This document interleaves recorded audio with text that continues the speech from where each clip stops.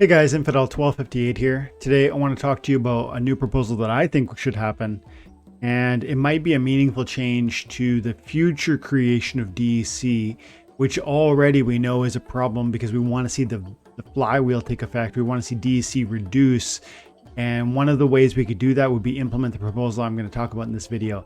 I'm just beginning to think this through. I haven't got to a place where I'm willing to spend 100,000 DEC to push this issue forward.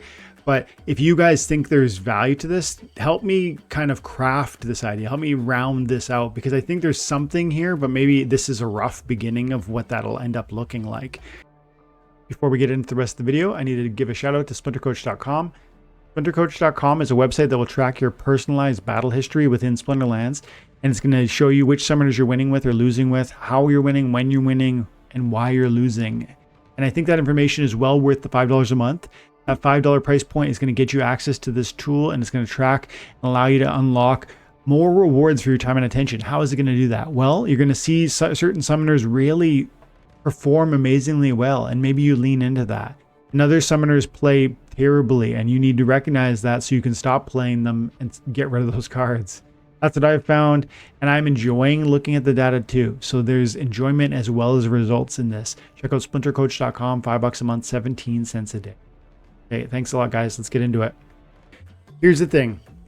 First of all, what's the problem? The problem is we need SPS to be more valuable, because that will drive greater eyeballs on the participation in Splinterlands, because the rewards paid in SPS will be therefore more meaningful in a US dollar value perspective.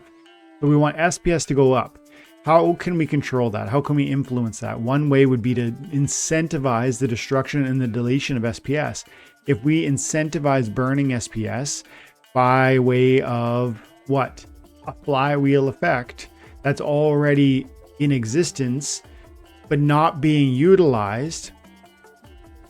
Convert DEC or convert SPS to DEC. The market price is just over 1.5 cents per SPS. And right now, with DEC being where it is, it would make no sense to do any of this. But if I was to burn 1,000 SPS, I'm getting 1,600 DEC. 1,600 DEC. Okay, let me do the let's do the math here. If I burn 1,000 SPS and they're 1.6 cents each, I'd be burning $16, and then I divide that by 0.00072 or something. So $16 should buy me 22,000 SPS.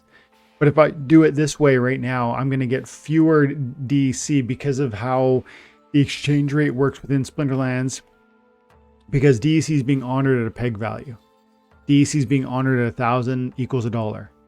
And the problem is it doesn't. And so how do we get SPS to be worth more? We have to remove DEC. How do we remove DEC? Well, we've already started different things like the event, the burning. It's been relatively successful. 500 million DEC has disappeared. I'm still on the leaderboard. I like that. Look at that over. It's 517, 518 million DEC have been deleted forever. That's great. But there's still 5.5, trillion or something like that across all wallets, as well as some of the liquidity pools, etc. It's a lot. So we need to get rid of that. How do we get rid of that? Well, one way would be to reduce the increase of DEC that still exists. We no longer pay DEC rewards in battles or in chests, but we still give it on leaderboards. Maybe there's a path to introducing what that could look like. The leaderboard rewards could be altered, and one path to improving sort of the DEC reduction might be, this could be part of that. It's not a whole lot though. I heard After Sound did the math a while ago, and it was about 15 or 20 million, I think, every month. It might have been every season, but it was, so, you're talking, even if it was every season, you're talking 30 a month, 400 million-ish a year. Of course, that's not nothing. It's essentially replacing what the Great Burn just took care of. So it would be, maybe this is something we could target, but I don't think that's a silver bullet, but it might be part of a picture that helps us get to where we want. So how about if we removed the DEC rewards from the leaderboard and we introduced We're talking about introducing guild power as a new way to reward players and build extra value into your account. The Great Burn, part of what it was doing was giving you guild power, so that one of the benefits you might receive from burning DEC was an impact on your account that would be translatable across all guilds you ever play for. And so if you had guild power that came out of leaderboard rewards, guild power, guild points that could be attributed toward guild buildings, that is in a sense, it's some of the power of DEC. I know a lot of you fight for leaderboards are not going to like this, but I'm just saying this could be a path. It could be one solution for what we give to leaderboards, and it would be meaningful. Maybe it's not as meaningful as DEC, but that's one conversation and one idea I want to suggest. What if we change how leaderboard rewards are paid out, a movement from DEC into guild power or guild points, so that DEC for guild buildings no longer is required because you've earned so much in your leaderboard rewards. Because these buildings, part of why this might be interesting is because, one, the number of guild buildings that you have access to already demand a huge amount of contribution. So, and those guild buildings reaching higher and higher levels is deeply important so that you can personally benefit. Now, some of you aren't in guilds. You should be. Some of you love the DEC rewards because it opens rentals and card buying, etc. And this idea would take that away. So I understand it's not perfect, but again, the bigger picture here is that we drive SPS price up so that the players and the player base grow, because it will grow when 5 SPS per win at Diamond or Champion ends up being 50 cents a dollar for a victory, right? When you can earn $20 a day playing a game, that's going to be a totally different draw than you can earn, 50 cents worth of SPS a day. And so I think this is worth considering, and this is only idea number one. I have a second idea I want to talk about now. It also involves guild power. We've talked about how there is so much saturation in the card marketplace. We've talked about how the cards that are available, some of them are so prolific people say they will never appreciate. I disagree. I feel firm and confident that even the most prolific cards, Shannis has 130,000 BCX. I think you only need 11 to make this a max copy. This is an exceptional card, and I believe one day that number of BCX will prove inadequate. But people believe I'm wrong. Many people, maybe you. I'm going to say to you, maybe I'm going to just let's accept the fact that I might be wrong, and I don't want to fight that battle for this conversation. I just want to simply say, what if we created a new incentive path for the deletion of cards? Because what can you do now? If you want, you could buy this Gino Shannis for $5. There's 4 of them actually. You could buy 4 of them at that price point. $5, man, it's so cheap.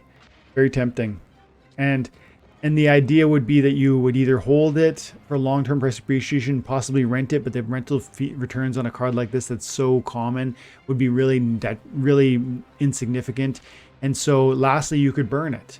And what would burning it do? Burning it would create a certain amount of DEC for all the cards that you own. If you grab any one of your cards and you just go over here, you can see convert to dark energy crystals. Convert this one card into 45 dark energy crystals. This is a card that's, it looks like the estimated value is 55 US cents. But 45 DEC is not even 4 pennies. And so, clearly that makes no sense. But there are cards, particularly these common reward cards, which maybe not the legendaries, but if we look at the rewards and we go over to the commons, a lot of these are possibly in that conversation. Like, look at this, $3.30. Nope. It's an 1800 CP, which means an 1800 DEC burn.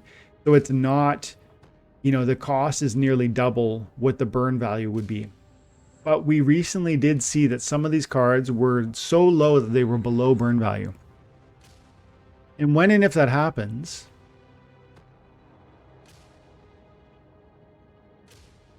I'm just checking to see if the rares are any better. The rares are low, but they're not below burn value. My point is that cards, when they're released and still being printed, are going to at times reach really, really low floors, and they will be burnt for DEC. What if we created a proposal where the value that comes out of the card burning is no longer a liquid DEC product? Maybe it's a DECB product, meaning it's fixated, it's non-transferable, it's limited to your account. It can be used on guild buildings, it can be used on what other things, land upgrades, etc. Or maybe it's utilized to produce guild power. Again, same reasons we talked about before. You're gonna need, you should want involvement in guilds. It's a significant part of the game, especially now that gladiators are part of Splinterlands, rank, reward, tournaments, etc. through the summoners that have introduced that. But even apart from just sort of the logical justification that you should want to be in guild brawls because it makes financial sense, gives you another way to earn with the same assets you already have, I would argue that we as a team, as like a community, should want more and more people to participate in this deeper level of the game. It's community based. It's like it's part of, I think this is part of where esports is already kind of beginning or growing in Splinterlands. It's because there's different teams that exist because they're guilds. They fight each other and they get bad blood. Some of them have there's friendships and stuff like this.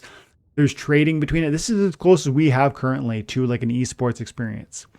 And I know it's not where we would want an esports experience to be in the future, but I'm saying this is actually an integral part of what Splinterlands is and what it's going to be. So I think if we changed how the card burning produced reward, and maybe if we introduce guild power out of it, you would be giving a benefit to the player who's burning the card. It might even be a financial benefit in the sense that it's providing, you know, burning power that goes into, or payment power that goes into a guild building, as we can see here.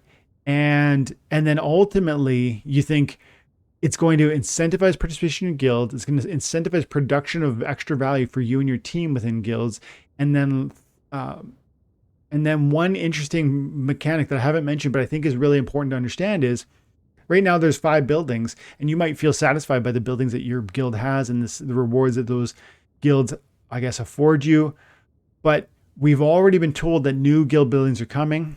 And I think you can imagine if the guild power inflation got crazy, you just make more and more cool buildings with more and more unique features. And so there's always going to be this logical sync for those non-transferable units. When I say non-transferable, I mean you can't sell guild power. All you could really do is spend it on the guild or keep it for your own account. And I think that might be a logical next step to move us further from DEC being so flexible and so liquid and still too greatly produced, considering the audience and player base that we currently have. Because I think ultimately, let's bring it back to the beginning, we grow the fastest and the most significant player base as we reach a place where SPS price is going up sharply. I say that because I truly believe that the social media presence of our game will grow dramatically when one battle, which produces 5 SPS, let's say, this is a battle I recently won, and I think if I skip the results, you can see I won 6.8 SPS in that battle. You could say that is 10 cents, US cents. Who cares? 10 wins, 12 wins a day, I get a buck of SPS. Who cares? And that's with like a $50,000 deck of cards. Who cares? But I'm saying if each of these was worth 10 cents, 20 cents, you know, one day $1, a win is worth $7, and you can win 10 or 15 battles a day without buying any more energy, and you can buy energy easily enough. Do you see how that would transform the amount of participation we would get, because it would attract more and more, not to mention it would benefit us, the community who are already here accumulating SPS through our time and attention, as well as our investment dollar. And so maybe it's not optimal or perfect if we were to, for instance, alter how the leaderboard rewards go. I know many of you who will probably watch this are still active and you're striving to earn those leaderboard rewards. I get that. But I'm saying is it beneficial to our community that our leaderboard rewards are paid out in DEC, or is it detrimental? I think it's detrimental. And then the guild power element with respect to card burning. Again, we like having access to DEC. We like the fact that we could burn them, but I don't know. What's our aim here? Do we want to have a bit more flexibility with the card ownership and what you can do with that? Or do we want to do everything we can in order to produce a scenario where SPS price is drawn up in value? One, because our community already owns it, and two, because as that price goes up, it'll draw eyeballs because each rank reward win will be more and more meaningful. And I think then what does that do to card ownership and card rental prices and etc.? Because more and more viewers and participants are stepping in because they're going to be chasing after those rewards. Am I missing something? I can't see. This seems like a smart idea to explore these two potential modifications. Then it might both be based around guild power reward. Because again, like I said, I think that's going to introduce more of a going deeper into the game, because guilds are part of Splinterlands and I think they're an important part of it. So let's incentivize maybe people to step in deeper into that by creating ways where they actually earn, like the merits in the loot chests that we already earn is part of that. But then what if guild power was earned through leaderboards, or guild power was earned through card burning, etc.?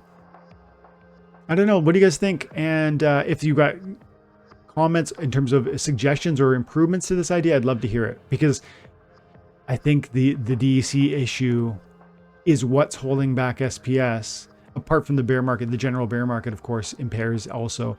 But I'd love to hear your thoughts on this, because I think this might be a significant contributor toward reaching the place we ultimately want to. I don't think it's going to be a silver bullet. I don't think either of these ideas would change the SPS price point overnight, but it would help to build the future we want for SPS, and I think prepare us for the next bull market. I think. What do you think? Let me know in the comments below. And I forgot to say shout out to SplinterCoach. Check them out, guys.